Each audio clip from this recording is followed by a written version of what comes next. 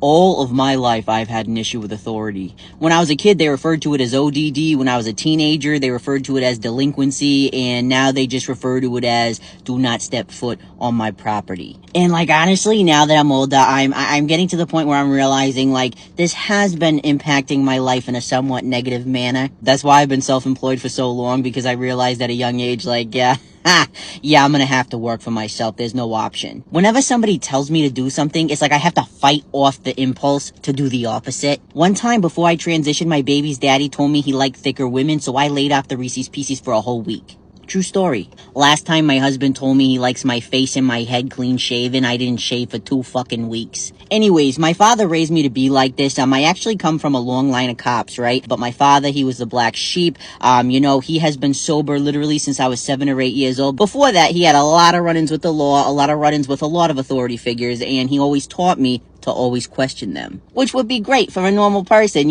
people that have rational thinking. However, I struggle to stay in a gray area. I'm very black and white, so when you tell me not to trust authority, I'm taking it to heart. My husband, he's having separation anxiety, right? We used to spend like every waking moment together.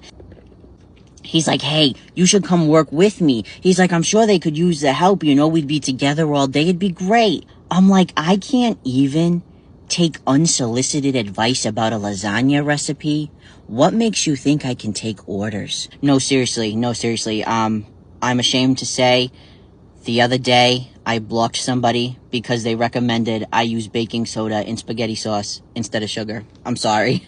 I feel so good to have said that, though. That's why it's an issue, though. Someone will straight up pop up on my comments, right? They'll be like, hey, if you want to make your cookies more moist, you can always do... Don't tell me how to make my cookies. I've been making these cookies since before you were born.